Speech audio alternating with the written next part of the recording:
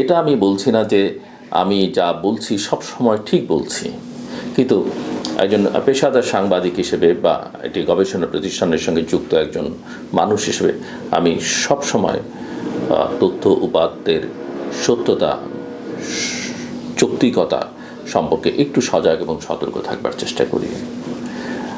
যেমন আমি কথা বলিনি নুরুল হক নূর, ডাকসুর সাবেক সহসভাপতি এবং গণ অধিকার পরিষদের সভাপতি, তার উপরে আক্রমণ, যে পুলিশ এবং সেনাবাহিনী যে আক্রমণ করেছে সেটা নিয়ে।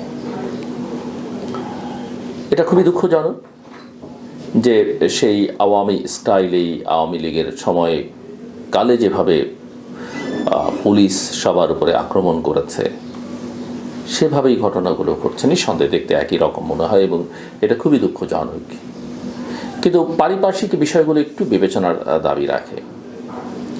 আমি সেই বিষয় নিয়ে কথা বলতে চাই। আক্রমণ নিঃসন্দেহে কোনো অবস্থাতেই যৌক্তিক কিছু না, কিন্তু একই সঙ্গে এটাও যৌক্তিক নয় যে মব তৈরি করা, এটাও যৌক্তিক নয় যে কোনো রাজনৈতিক দলের অফিস ভেঙে ফেলতে হবে, পুড়িয়ে দিতে হবে। আপনি পছন্দ করেন কিংবা না করেন, গণতন্ত্রের কথা বলবেন, গণতন্ত্র তো স্বাধীন মত প্রকাশের স্বাধীনতা। অন্য মানুষের এখানে মত থাকবে, আপনার সঙ্গে তার ভিন্ন মত থাকবে, কিন্তু তার রাজনীতি করবার অধিকার আপনি রাখবেন না, সেটা পছন্দ অন্তত আমি করব না। আওয়ামী লীগকে প্রায় নিষিদ্ধ, অর্থাৎ তার কার্যক্রম স্থগিত করা হচ্ছে, সেটা নিয়ে আমি অনেকবার কথা বলেছি। জাতীয় পার্টি সম্পর্কে আমার বিশ্লেষণ আপনারা সবাই জানেন। আমি ছোট ছোট দলগুলো সম্পর্কে, বড় দলগুলো সম্পর্কে, বিএনপি সম্পর্কে, জামাত সম্পর্কে আমি আমার কথা বলেছি। জাতীয় পার্টির প্রতি কারো শ্রদ্ধা ভালোবাসা থাকবার কোনো কারণ নেই, কিন্তু জাতীয় পার্টিকে সরকার নিষিদ্ধ করেনি, জাতীয় পার্টির কার্যক্রম স্থগিত করেনি। জাতীয় পার্টির নেতাদের কেউ কেউ নানা জায়গায় কথাবার্তা বলছেন, টেলিভিশনে সেসব সংবাদ বা পত্রিকার পাতায় সেসব খবর ছাপাও হচ্ছে, কিন্তু জাতীয় পার্টিকে আপনি রাজনীতি করতে দেবেন না। এখন আমার প্রশ্ন হচ্ছে যে জাতীয় পার্টি থাকবে না, আওয়ামী লীগ থাকবে না, 14 দলীয় জোট থাকবে না, সবার ভোট টোট মেলালে কত হয়? 30 থেকে 40 তো কমপক্ষে।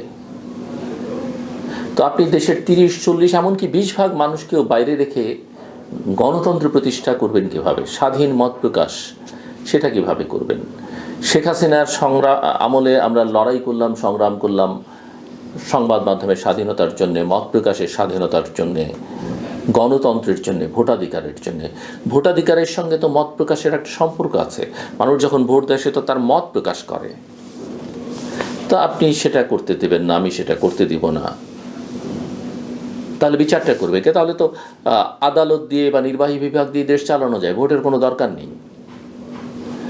ভোট যখন আসে মানুষকে আপনি পছন্দ করতে দেন, মানুষকে প্রত্যাখ্যান করতে দেন। হ্যাঁ, অপরাধ যারা করেছেন ব্যক্তি, নিঃসন্দেহে তাদের বিরুদ্ধে সুনির্দিষ্ট অভিযোগ থাকলে তদন্ত সাপেক্ষে সেটা অভিযোগ প্রমাণিত হলে আদালত তার বিচার করবে। সেই বিচারও আবার নির্বাহী বিভাগ করতে পারে না, বা নাগরিক হিসেবে আমি আপনি করতে পারি না। আমাদের কোনো আইনি বা সাংবিধানিক অধিকার নেই সেটা করবার। তো আমি হঠাৎ করে রাষ্ট্রপতি আব্দুল হামিদ, সাবেক রাষ্ট্রপতি, দেশের বাইরে চলে গেলেন, একটা হইচই শুরু হলো এবং সেই অজুহাতে, সেই সুযোগে আওয়ামী লীগের কার্যক্রম নিষিদ্ধ করে দিলেন। আপনি হঠাৎ করে কথা নেই বার্তা নেই জাতীয় পার্টির অফিসকে আক্রমণ করবেন, জাতীয় পার্টির উপরে চড়াও হলেন। এতদিন ধরে জাতীয় পার্টি নিয়ে এত কথাবার্তা বলেননি কেন? প্রশ্ন। এখন এখানে যেই বিষয়টা অত্যন্ত গুরুত্বপূর্ণ সেটা হচ্ছে যে হঠাৎ হঠাৎ এই ঘটনাগুলো ঘটবার পেছনে আমি দেখি এক ধরনের ষড়যন্ত্র আছে। সেই ষড়যন্ত্রটা কি বাংলাদেশকে আনস্টেবল করা, কে যে কার হয়ে কাজ করছে সেটা বোঝা যায় না। সেই ষড়যন্ত্রটা কি নির্বাচনটাকে বিলম্বিত করা। এখানে আমি দেশের বাইরে ছিলাম, কিন্তু সোশ্যাল মিডিয়াতে দেখলাম যেটা নিয়ে সবচেয়ে বেশি সমালোচনা হয়েছে যে পুলিশ এবং সেনাবাহিনী পিটিয়েছে। কে কার মধ্যে ঢুকে কে কাকে কিভাবে পিটিয়েছে সেটা নিশ্চয়ই যারা তদন্ত করবেন, দেখবেন, কারণ সরকার বলেছে এই বিষয়ে তারা নজর রাখছে বা এই বিষয়ের তদন্ত হবে। কিন্তু আমার প্রশ্ন হচ্ছে যে আমি একটা কথা পরিষ্কার করে বলতে চাই, আমার মনে হয় না আমাদের ইতিহাসে সেনাবাহিনীকে যখন তখন এইসব বিষয়ে দেখা গেছে। আমাদের সেনাবাহিনী সম্পর্কে মানুষের যথেষ্ট শ্রদ্ধাবোধ আছে, যথেষ্ট ভালোবাসা আছে। সেনাবাহিনী অতীতে বিভিন্ন রাজনৈতিক কর্মকাণ্ডে যুক্ত হয়েছে, এজেন্সিগুলো ব্যবহৃত হয়েছে, অতীতে সামরিক শাসন জারি করেছে। সেগুলো নিয়ে সেনাবাহিনীর সম্পর্কে মানুষের মধ্যে কথাবার্তা আছে, নেতিবাচক কথাবার্তা আছে, একাডেমিক বিতর্ক আছে, আমরা বিভিন্ন সময় সেটা করেছি। কিন্তু সেনাবাহিনী প্রতিষ্ঠান হিসেবে একমাত্র বাংলাদেশে যেটা শক্তভাবে দাঁড়িয়েছে, একমাত্র প্রতিষ্ঠান যেটাকে নিয়ে মানুষ প্রশ্ন তোলেনি কখনো, সেই অর্থে একাডেমিক বিতর্ক বাদ দিয়ে মানুষ এটাকে দেশপ্রেমিক সেনাবাহিনী বলে। অথচ দেশপ্রেমিক কিন্তু আপনিও, কিন্তু আমাদের ক্ষেত্রে বলা হয় না, ব্যবহার করে না, কিন্তু সেনাবাহিনী এই প্রতিষ্ঠান সম্পর্কে বলা হয়। সেনাবাহিনী দেশের যে কোনো দুর্যোগ দুর্বিপাকে মানুষের পাশে দাঁড়ায়। সেনাবাহিনী 90-এর গণঅভ্যুত্থানের আগে, ওই গণঅভ্যুত্থান শেষ পর্যন্ত কতখানি সফল হতো যদি না সেনাবাহিনী তৎকালীন রাষ্ট্রপতি হোসেন মোহাম্মদ এরশাদের উপর থেকে সমর্থন প্রত্যাহার করে নিত। 24-এর আন্দোলন কতখানি সফল হতো সেটা বলা খুবই দুরূহ যদি সেনাবাহিনী জনগণের পক্ষে না দাঁড়াতো। সেনাবাহিনী দেশের বাইরেও বাংলাদেশের জন্য অনেক সুনাম নিয়ে আসছে শান্তি মিশনে গিয়ে। কিন্তু সেনাবাহিনী ছোট ছোট ঘটনায় যখন জড়িয়ে পড়ে বা তাকে আমরা যখন ব্যবহার করি, যে কারণে সেনাপ্রধান বারবার বলছেন যে তাদের ব্যারাকে যাওয়া উচিত, দেশের আইন শৃঙ্খলা রক্ষা করার জন্য তারা ট্রেন্ড নন, সেই সেনাবাহিনীকে এখন দেখছি আমি গোপালগঞ্জে আমাদের নায়কদের উদ্ধার করতে, নিঃসন্দেহে যে কেউ বিপদে পড়লে যে কেউ উদ্ধার করা দরকার এবং তারা কাছে থাকলে সেটা করবেন। কিন্তু আমরা অতীতে অনেক রাজনৈতিক নেতাকে, সরকারে থাকা মন্ত্রীদেরকে, প্রধানমন্ত্রীদেরকেও জনগণের সামনে হেনস্থা হতে দেখেছি। সেনাবাহিনীকে কখনো তাদের উদ্ধার করেনি। এটা সেনাবাহিনীর কাজ না, করা উচিতও নয়। করেছেন ভালো কথা, যাদের করলেন তারা আগেও সেনাবাহিনীকে বকেছে, সেখান থেকে উদ্ধার হয়েও এসেও তাদের সেনাবাহিনীকে বকা, সেনাপ্রধানকে বকা থামেনি। সেনাপ্রধান বলেছেন ওদের বয়স কম, ওরা বুঝবে ভবিষ্যতে, আচ্ছা বুঝুক, সেনাপ্রধান বলেছেন, বোঝা ভালো। এই ঘটনায়ও, এই যে একটা দুটো দলের মধ্যে সংঘর্ষের ঘটনায়ও সেনাবাহিনী কেন আসলো? বলা হচ্ছে পুলিশ তাদেরকে ডেকেছে। পুলিশ যদি এটুকু ঠিক না করতে পারে তাহলে 1 বছরে পুলিশকে আপনি কি করলেন? আর এই পুলিশ দিয়ে কিভাবে আপনি নির্বাচন করবেন? অনেকে বলে যে সেনাবাহিনী নির্বাচন করে দিবে স্ট্রাইকিং ফোর্স হিসেবে। সারা দেশে কতগুলো ভোট কেন্দ্র থাকে কোনো ধারণা আছে কারো? আর আমাদের সেনাবাহিনীর ফোর্স কত সেটা সম্পর্কে কারো ধারণা আছে? সেনাবাহিনী তো ভোট কেন্দ্রে থাকে না, ভোট কেন্দ্রে থাকতে হয় পুলিশ এবং আনসারকে। তো সেই সেনাবাহিনীকে আপনি ডাকলেন এবং 2-1টা অ্যাকশনও দেখা গেলো। কে কার মধ্যে ঢুকে পড়েছে, সেনাবাহিনীর মধ্যে কে ঢুকছে, পুলিশের মধ্যে কে ঢুকছে, গণ অধিকার পরিষদের মধ্যে, জাতীয় পার্টির মধ্যে কার এজেন্ট ঢুকছে, এগুলো বলা মুশকিল। কিন্তু সেনাবাহিনীকে কিন্তু একটা বিতর্কের মধ্যে ফেলে দেওয়া হলো। আমরা দেখেছি যখন 32 নম্বর ধানমন্ডির বাড়ি ভাঙা হয়, ডিমলিশ করা হয়, সেনাবাহিনীও সেখানেও গিয়েছিল, দাঁড়িয়ে দেখেছে, কোনো অ্যাকশন নেয়, সেটারও সমালোচনা হচ্ছে। অ্যাকশন নিলেও হয়তো সমালোচনা হতো। কিন্তু আমার কথা হচ্ছে যে সেনাবাহিনী এইসব কাজের জন্য নয়। সেনাবাহিনীর ভূমিকা অনেক বড় এবং সেনাবাহিনীকে যেন আমরা বিতর্কিত না করি। নুরুল হক নূরের ঘটনায় আমরা দেখলাম যে একজন সামরিক কর্মকর্তার বিষয়ে বলা হচ্ছে যে তাদের নির্দেশেই এই ঘটনাগুলো ঘটেছে, তারা হুমকি দিয়েছেন। কিন্তু নুরুল হক নূরের সঙ্গে ওই সেনা কর্মকর্তার যে কথোপকথন বা টেক্সট বিনিময় বা যে টেক্সট সেনা কর্মকর্তা করেছেন সেটা আমার দেখবার সুযোগ হয়েছে। এবং সেখানে সেনাবাহিনী একটা কথাই শুধু বলেছে, ওই সামরিক কর্মকর্তা ঊর্ধ্বতন, তিনি একটি বিশেষ গুরুত্বপূর্ণ দায়িত্বে আছেন, তিনি বলেছেন যে কোনো মবকে আমরা অ্যালাউ করব না। ফেয়ার এনাফ, এটা তিনি বলতেই পারেন। কারণ সরকার সেনাবাহিনীর সহযোগিতা চাইছে নির্বাচন করতে, সেনাবাহিনীকে ম্যাজিস্ট্রেসি পাওয়ার দেওয়া আছে, তারা ফিল্ডে আছে এবং মব একটা বড় সমস্যা। সেনাপ্রধান সেনা কর্মকর্তা এবং সৈনিকদের সঙ্গে যতবার মিটিং করেছেন মব নিয়ে আলোচনা হয়েছে এবং তিনি বারবার সেখানে বলেছেন মবকে আর বাংলাদেশে অ্যালাউ করা হবে না। এবং মবে মানুষ কিভাবে ক্ষতিগ্রস্ত হয়, দেশ কিভাবে বিপদে পড়ে, মানুষের মধ্যে কি পরিমাণ ভয়ের আবহ, ভয়ের সংস্কৃতি তৈরি হয়েছে এই মবের কারণে। তো সেনাবাহিনী যদি, কোনো সেনা কর্মকর্তা যদি দায়িত্বপূর্ণ বলে থাকেন যে আমরা কোনো মবকে অ্যালাউ করব না এবং সকল পলিটিক্যাল পার্টিগুলো এর থেকে নিজেদেরকে রেস্ট্রেইন করবে, সেটাতে দোষের কিছু নেই, অথচ সেটাকে নিয়ে কত রকমের আলোচনা, গালগপ্প। আমার কথা হচ্ছে যে আসলে বুঝতে হবে যে আমরা আসলে গণতন্ত্রটা চাই কিনা। এই যে নির্বাচন নিয়ে কথা হচ্ছে, জুলাই সনদ নিয়ে এত আলোচনা হচ্ছে, কি হচ্ছে এখন? জুলাই সনদ কিভাবে বাস্তবায়ন হবে?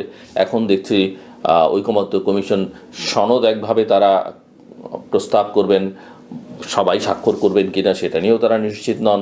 বাস্তবায়ন প্রক্রিয়াটার জন্য আলাদা সুপারিশ করবেন, সেটা নিয়ে রাজনৈতিক দলগুলোর সঙ্গে আবার আলোচনা করবেন। এদিকে জামাত, এনসিপি তারা তো বাস্তবায়ন ছাড়া, আইনি ব্যবস্থা ছাড়া সনদের নির্বাচন করা ঠিক হবে না সেটা বলছে। জামাত তো আরও জোর দিয়ে বলছে পিআর ছাড়া আগামী জাতীয় সংসদ নির্বাচন তারা মানতে চাইছে না। সংকটগুলো কে কোথা থেকে তৈরি করছে সেটা বোঝা দরকার। সো তারা পিআর ছাড়া নির্বাচন করবে না জামাত। তো সংকট কিন্তু নানা জায়গা থেকে তৈরি হচ্ছে। বিএনপি আবার এখন সরকারকে নির্বাচনের জন্য সহযোগিতা করতে চাইছে, সরকারের পাশে আছে এরকম একটা ভাব তারা রাখছে। ভালো কথা, সরকারকে সহযোগিতা করার মধ্যে কোনো দোষ নেই, কিন্তু বিএনপিকে বুকে হাত দিয়ে বলতে পারবে যে এই সরকারের অধীনে একটা ফ্রি ফেয়ার ইলেকশন হবে। বিএনপিকে জোরের গলায় বলতে পারবে এই সরকার নিরপেক্ষ থাকবে নির্বাচন পর্যন্ত। বিএনপিকে এটা বলতে পারবে কিনা জোরের সঙ্গে যে তারা আসলেই বাংলাদেশে একটা অবাধ, সুষ্ঠু, গ্রহণযোগ্য, অংশগ্রহণমূলক, শান্তিপূর্ণ নির্বাচন চায়, অন্তর্ভুক্তিমূলক নির্বাচন চায়। এটা বিএনপিকে একটা রাজনৈতিক দল হিসেবে, দেশের সবচাইতে বড় রাজনৈতিক দল হিসেবে এই মুহূর্তে, যাদের ক্ষমতায় যাবার সম্ভাবনা 99.99% এখন পর্যন্ত, যদি না আনফেয়ার কিছু হয়, তাদের এটা বলার নৈতিক সাহস থাকতে হবে। আর না হলে ওই নির্বাচন হবে, বিএনপি হয়তো জিতবে, কিন্তু ফলাফলটা হবে শেখ হাসিনার মতো। সেটা কি? ভোটারবিহীন নির্বাচন। সেটা কি? প্রতিদ্বন্দ্বিতাহীন নির্বাচন। সেটা কি? প্রতিযোগিতাহীন নির্বাচন এবং অগ্রহণযোগ্য একটা নির্বাচন। সেই কালিমাযুক্ত নির্বাচনে বিজয়ী হয়ে বিএনপি অনেক রকমের থ্রেটে থাকবে। প্রথমত, দেশের অর্থনৈতিক, সামাজিক, রাজনৈতিক অবস্থা স্থিতিশীল নয়। এরকম একটা নির্বাচনের মধ্য দিয়ে বিজয়ী একটা সরকার দেশ চালাতে স্বাভাবিকভাবে, সহজভাবে পারবে কিনা। আওয়ামী লীগ, জাতীয় পার্টি সবাইকে বাইরে রাখলে জামায়াত ইসলামী সম্ভাবনা এবং তার যদি মিত্রশক্তি সে করতে পারে, তারা অপোজিশন হবে। প্রথমবারের মতো 54 বছরে বাংলাদেশের ব্র্যান্ডিংয়ে, পলিটিক্যাল ব্র্যান্ডিংয়ে বাংলাদেশে একটা নতুন মাত্রা যুক্ত হবে যে জামায়াত ইসলামী, যারা 1971 বাংলাদেশের স্বাধীনতার বিরোধিতা করেছে, জামায়াত ইসলামী যারা একটা ধর্মভিত্তিক রাজনৈতিক দল এবং তাদের মিত্ররা, আমি ধর্মের বিরুদ্ধে বলছি না, এবং জামাত ক্ষমতায় গেলেও আমার কোনো আপত্তি নেই, মানুষ যদি চায় ভোট দিয়ে পাঠায় আমার কোনো আপত্তি নেই, কিন্তু এটা তো বলতেই হবে, এটা বলতে তো কোনো দোষ নেই যে বাংলাদেশের জনগণ 54 বছর পূর্বের সমস্ত ইতিহাস ভুলে তার মধ্যে একটা বড় ট্রান্সফরমেশন ঘটেছে এবং সে এখন ধর্মভিত্তিক রাজনৈতিক শক্তি, কারো ভাষায় উগ্রবাদীদের, কারো ভাষায় স্বাধীনতা বিরোধীদের পছন্দ করছে। মানুষের সেই অধিকার আছে এবং সেটা জামাতের দোষ নয়, জামাত যদি কনভিন্স করতে পারে মানুষকে।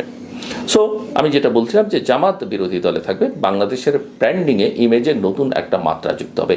ভালো, খারাপ, অশ্লীল সেটা আপনি পরে বিচার করেন, কিন্তু সেটা হবে। আমাদের সামাজিক যে ফ্যাব্রিক্স আছে, স্ট্রাকচার আছে, সেখানে তখন একটা বড় পরিবর্তন আসবে। এবং জামাত বাংলাদেশের সবচাইতে রেজিমেন্টেড পলিটিক্যাল ফোর্স, তার একটা আন্তর্জাতিক সম্পর্ক, যোগাযোগ শক্ত লিয়াজও আছে, ভেতরে একটা ক্যাডার ভিত্তিক অর্গানাইজেশন, ভালো মন্দ মিলিয়ে তার সম্পর্কে অনেক কথাবার্তা আছে, বিগত দিনগুলোতে আন্দোলন সংগ্রামে তার ভূমিকা প্রশ্নে। কাজে বিএনপির মতো এরকম গান্ধীবাদী রাজনৈতিক দলের জন্য জামাতকে বিরোধী দলে রেখে দেশ পরিচালনা করা খুব সহজ হবে না। তারপরে তো আছে আওয়ামী লীগ। আওয়ামী লীগের মতো দল আপনি যদি পছন্দ করি আর না করি, আমাদের পছন্দ করবার কোনো কারণ নেই, যা ঘটেছে তাও পছন্দ করবার কোনো কারণ নেই, কিন্তু ন্যায়সঙ্গত যৌক্তিকভাবে যদি কথা বলেন, আপনি এক অন্যায়ের প্রতিবাদ, এক অন্যায়ের বিরোধিতা আপনি আরেকটা অন্যায় দিয়ে করতে পারেন না। আওয়ামী লীগ করা সকল মানুষ খারাপ নয়, আর আওয়ামী লীগ করা সকল মানুষ খারাপ বলতে হলে 1971-কেই অস্বীকার করতে হবে। সো আপনি, আর আওয়ামী লীগ বিএনপির মতো এত নরম সরম দল নয়, ইতিহাসে বহুবার তারা প্রমাণ করেছে। সরকারে থেকে তো দেখিয়েছি, আমাদের বিরোধী দলে থেকেও আমাদের দেখিয়েছে। সেই আওয়ামী লীগ চুপ করে এই 1 বছর বসে আছে বলে সামনেও বসে থাকবে।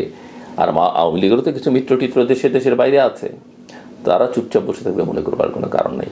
সো বিএনপি একটা নানামুখী আক্রমণের মধ্যে থাকবে। আর নিজের মধ্যেও বিএনপি নিজেকে গুছিয়ে তোলার যে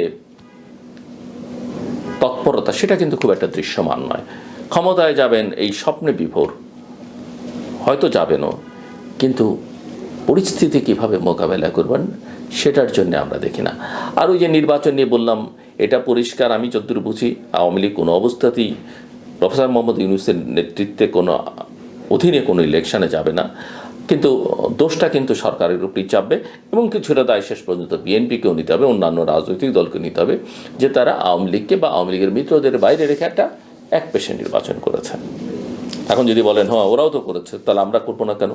তাহলে ওরা যখন করেছে আপনি করবেন, করতে পারেন, ভালো কথা।